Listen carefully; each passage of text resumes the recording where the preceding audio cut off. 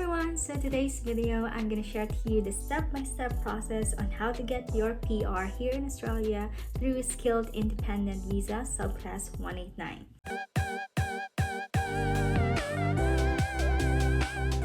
First step is you have to check your occupation if your occupation is in the medium and long-term strategic skill list.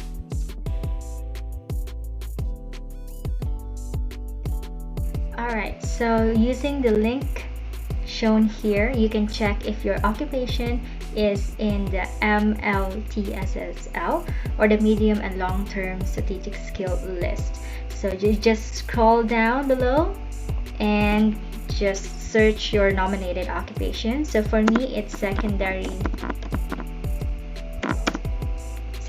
teacher or secondary school teacher. And you just select your visa. So we have here the 189 or the Skill Independent Subclass 189 point tested. Just click the magnifying glass here. And as you can see here, secondary school teacher with this ANZSCO code, and it is under the MLTSSL. And you can also see here the assessing authority, which is ITSL for the secondary school teacher.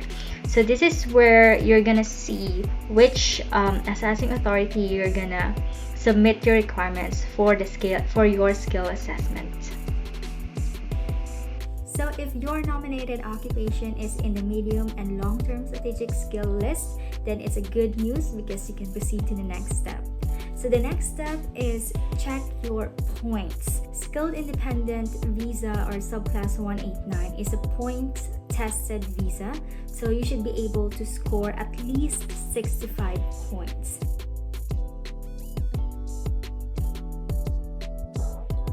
So for you to know how many points you have is you can use the points calculator in the immigration website. So in this link shown, you can use this points calculator so that you will know how many points you have before you submit your expression of interest. So you just click your visa subclass. So for now it's 189, and you just have to answer some questions, and after that it will show your total points. So to show you how many points you could get, we have this Australia points table. So we have the age, 5 points, 18 to 24 years old, 30 points, 25 to 32 years old, 25 points for 33 to 39 years old, and the lowest one is 15 points for 40 to 44 years old.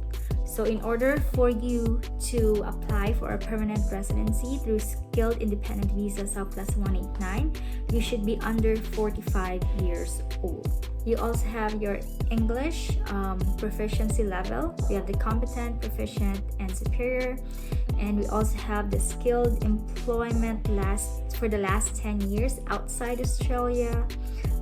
Skilled employment for the last 10 years inside Australia.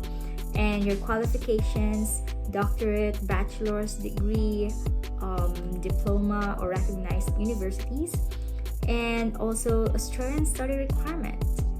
You can also have specialist education qualification Australia and the state. For example, you're going to apply for 190 subclass, you will get additional 5 points. And if you're going to apply for 491 subclass, you will get additional 15 points. So for me, I got a total of 70 points for subclass 189. Next step is to have this level of English proficiency. So you must have at least competent English proficiency. It's either through IELTS or PTE or other English tests. But for teachers, only IELTS is acceptable. And once you got your IELTS proficiency level requirements and you have more than 65 points, you can now proceed to skill assessment. And as I have mentioned, for teachers, the assessing authority is the ITSEL. You can visit the website ITSEL for the requirements. So I will make a separate video on how I did my skill assessment application for ITSEL. And once you got your positive skill assessment result, you can now submit your expression of interest or EOI. And as I've mentioned in my past video, submitting EOI or expression of interest are for free. So you can submit EOI for 189, for 491, or for different subclasses. And I will make a separate video for submitting your EOI through Skill Select. And now that you have submitted your EOIs, you just have to wait to receive an invitation to apply for visa. While you are waiting, you can gather your documents needed as requirements to lodge your visa.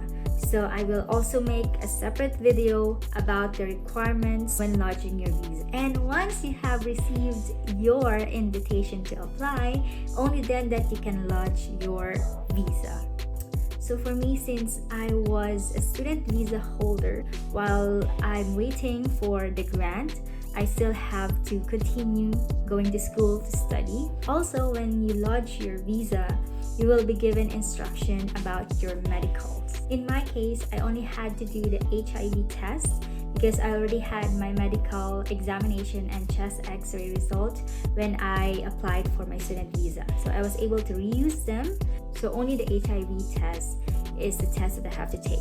And once your medical is cleared, all you have to do is to wait for your visa outcome. And hopefully it will be a visa grant. So so that's the last step.